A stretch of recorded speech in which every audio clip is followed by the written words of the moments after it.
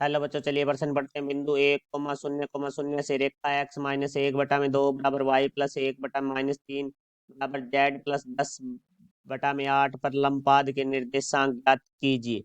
मुख्य अवधारणा। तो हमारा जो प्रश्न है वो त्रिविमीय ज्यामिति से संबंधित है। तो सबसे पहले हम बात करेंगे रेखा का कार्तीय समीकरण। तो देखो भाई, वो हमारा होता है x-1 a बराबर y-1/b बराबर z-1c, जहाँ हमारे जो दिक अनुपात हैं वो होंगे a, b, c। तो देखो भाई, दो रेखाओं के लंबवत होने का प्रतिबंध वो हमारा होता है a1 a2 plus b1 b2 plus c1 c2 बराबर है 0। अर्थात दोनों रेखाओं के दिक् अनुपातों का जो संगत दिक् अनुपातों के गुणनफल का जो योग है वो हमारा 0 के बराबर होता है। तो दो रेखाएं हैं वो परस्पर लंबवत है होती है। तो अब देखो, हमारे प्रश्न के बारे में बात करते हैं। तो प्रश्न में हमें रेखा दी गई है x-1/2 बराबर है y+1/-3 बराबर है z+10/8। तो ये एक रेखा है जिसको हम बराबर में मान लेते हैं लैम्डा माना है, क्योंकि इस रेखा पर हमें एक बिंदु निकालते हैं जहां से इस दिए गए बिंदु से लंबपाद होगा। तो देखो, यहाँ से हमारे पास है x-1/2 बराबर आ जाएगा लैम्डा। तो यहाँ से x-1 बराबर 2 लैम्डा। तो x बराबर हमारे पास आ जाएगा 2 लैम्डा माइनस का 1 बराबर से दूसरी तरफ आके प्लस का 1। इसी तरह हमारे पास y+1/-3 बराबर लैम्डा। तो y+1 बराबर आ जाएगा -3 लैम्डा। तो प्लस का 1 बराबर से दूसरी तरफ जाके माइनस का 1 हो जाएगा। तो y बराबर -3 लैम्डा -1। इसी प्रकार z+10/8 बराबर हमारे पास आ जाएगा लैम्डा। तो यहाँ से देखो, z+10 बराबर 8 भाग में बराबर से दूसरी तरफ आगे गुणा में, तो बराबर में 8 लैम्डा। प्लस का 10 है, बराबर से दूसरी तरफ जाएगा तो माइनस का हो जाएगा। तो z बराबर हमारे पास आ जाएगा 8 लैम्डा -10। तो रेखा पर स्थित कोई बिंदु। तो देखो, वो बिंदु है वो हमारे पास होगा, क्योंकि x का मान हमारे पास आया है 2 लैम्डा प्लस 1, y का मान हमारे पास आया है -3 लैम्डा -1, और z का मान आया हमारे पास 8 लैम्डा -10। तो अब देखो, हम इसका चित्र बनाते हैं। ये हमारी एक रेखा है L, जिस पे स्थित बिंदु, ये बिंदु है जो हमारा A है। तो इस पे जो बिंदु है 1,0,0 से यहाँ जो लंबपाद डाला गया है, ये लंब, तो इस लंबपाद के एक बिंदु के निर्देशांक माने तो रेखा पे स्थित कोई बिंदु जो हमने माना है वो हमारा ए बिंदु है। तो यहाँ से जो 1,0,0 इस बिंदु को हम बी नाम देंगे। तो देखो, अब ये दोनों रेखाएं परस्पर लंबवत है, तो इन दोनों के दिक् अनुपात निकालने होंगे। तो एल के दिक् अनुपात और ए बी के दिक् अनुपात, पहले हम ए बी के दिक् अनुपात निकालते हैं। तो देखो भाई, ए बी के दिक् के अनुपात जिसको हम लिखेंगे ए 1 से। तो दिक् अनुपात में यदि दो बिंदु दिए गए हैं तो हमारा होता है x2 माइनस x1।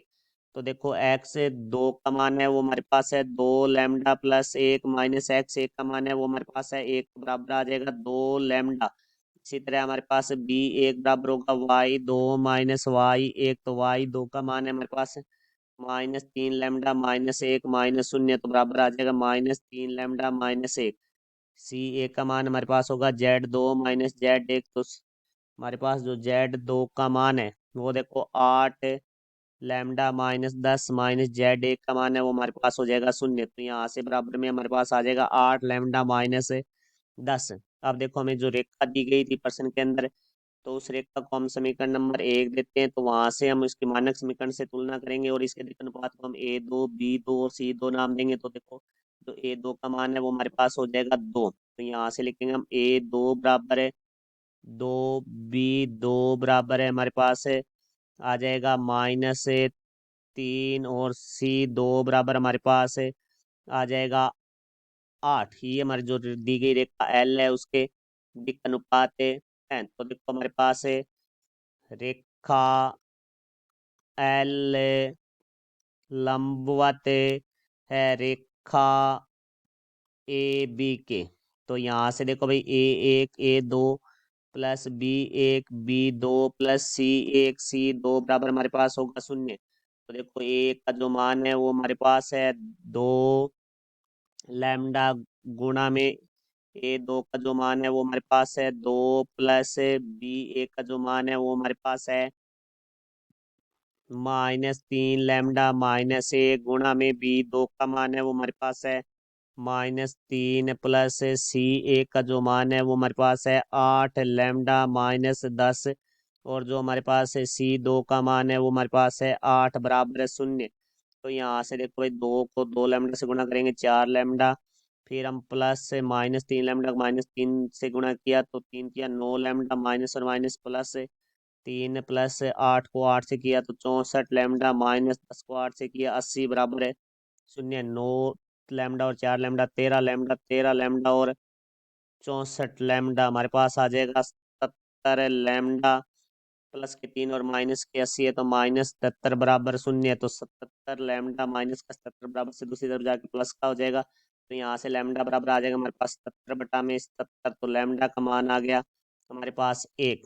तो अब देखो जो हमारे पास ए बिंदु के निर्देशांक है वो आ जाएंगे, क्योंकि हमारे पास है ए बिंदु के जो निर्देशांक थे वो हमारे पास थे 2 लैम्डा + 1। तो यहाँ से देखो भाई हमारे पास आ जाएगा 2 × 1 + 1 कोमा हमारे पास है -3 लैम्डा था तो -3 × 1 -1, फिर हमारे पास था 8 लैम्डा -10 तो 8 × 1 -10।